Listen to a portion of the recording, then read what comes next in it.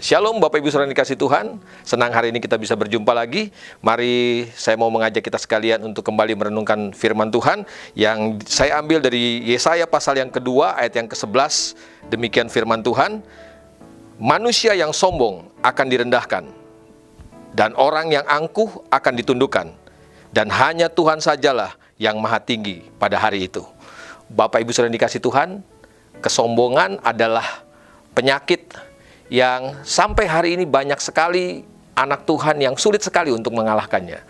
Saya menggambarkan kesombongan itu seperti rumput liar yang hari ini kita bersihkan, tetapi beberapa waktu kemudian dia tumbuh lagi dengan subur. Banyak kali kita di satu keadaan kita bisa mengalahkan kesombongan, tetapi dalam situasi yang lain kadang-kadang kita tergoda untuk berlaku sombong. Tahukah Bapak Ibu Saudara yang dikasihi Tuhan bahwa kesombongan tidak perlu prestasi yang tinggi, tidak perlu pencapaian yang tinggi untuk bisa menjadi sombong.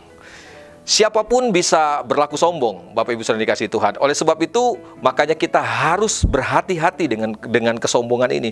Karena begini, iblis tahu bahwa setiap kali kita disertai oleh Tuhan, kita di pihak Tuhan, maka iblis tidak punya kesempatan untuk mengalahkan kita. Dan iblis tahu kapan waktu terbaik untuk mengalahkan kita, yaitu ketika kita berdiri berhadapan dengan Tuhan. Kita berdiri menjadi lawannya Tuhan. Pertanyaannya begini, kapan kita berdiri menjadi lawannya Tuhan? 1 Petrus pasal yang kelima, ayat yang kelima katakan begini. Demikian juga kamu, hai orang-orang muda, tunduklah kepada orang-orang tua, dan kamu semua rendahkanlah dirimu seorang terhadap yang lain.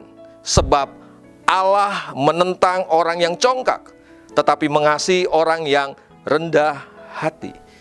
Firman Tuhan mau ingatkan, ketika kita berlaku congkak, ketika kita berlaku sombong, kita sedang berdiri menjadi lawannya Tuhan. Dan saudara tahu, ketika kita berdiri menjadi lawannya Tuhan, tidak ada satupun kekuatan dalam dunia ini yang bisa bertahan di hadapan Tuhan, menghadapi Tuhan.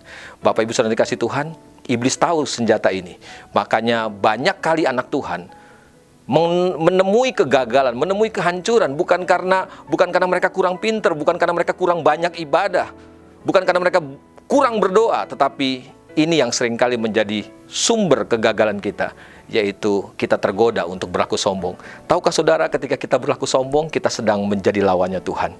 Saudara ingat pengalaman Raja Daud, seorang pejuang, seorang pahlawan yang hebat luar biasa. Daud setiap kali masuk medan peperangan selalu mengalahkan musuh-musuhnya. Kenapa Daud bisa mengalahkan musuh-musuhnya? Karena Tuhan menyertai dia. Sampai satu saat, 1 Tawarik pasal 21, mulai ayat yang pertama mencatat bahwa iblis datang dan mencoba membujuk Daud supaya Daud berlaku sombong di hadapan Tuhan, supaya Daud tidak lagi memperhitungkan kehadiran Tuhan dalam kehidupannya. Ini yang dilakukan oleh Daud. Daud menyuruh panglimanya untuk menghitung jumlah orang Israel. Dan tahukah saudara, 1 Tawarik pasal 21 mencatat ini sesuatu yang jahat di hadapan Tuhan. Hari itu 70.000 orang Israel dibinasakan oleh Tuhan karena kesalahan Daud, karena kesombongan Daud. Daud lupa bahwa semua keberhasilannya yang dia raih, yang dia capai selama ini bukan karena kebesaran, bukan banyaknya tentara Israel, bukan karena kehebatan tentara Israel, karena Tuhan yang menyertai dia. Daud lupa akan hal itu, dan iblis berhasil mengalahkan Daud hari itu. 70.000 orang Israel mati hari itu. Bapak Ibu Saudara yang dikasihi Tuhan, saya percaya rancangan Tuhan bukan kecelakaan buat setiap kita. Tuhan mau kita berjalan dalam kemenangannya.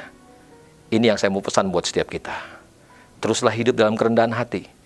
Karena ketika kita hidup dalam kerendahan hati, kita sedang ada dalam pihaknya Tuhan. Kita sedang ada bersama-sama dengan Tuhan. Dan kalau Tuhan di pihak kita, siapakah yang bisa mengalahkan kita? Tuhan memberkati kita semuanya. Tetap rendah hati, singkirkan kesombongan, supaya kita melihat perkara-perkara besar terjadi dalam hidup setiap kita. Mari kita satu dalam doa. Bapa dalam surga, kami mengucap syukur hari ini buat kebenaran firman-Mu. Kami percaya bahwa kalau Tuhan di pihak kami, maka tidak ada satupun yang bisa mengalahkan setiap kami.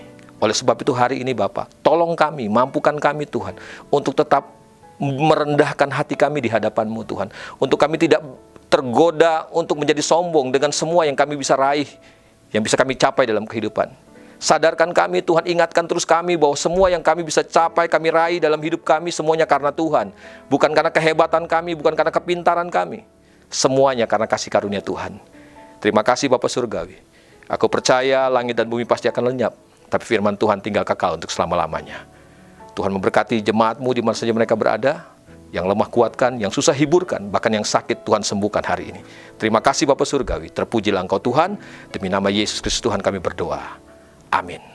Semua yang kita dapat dari Tuhan, oleh sebab itu terpujilah Tuhan. Amin.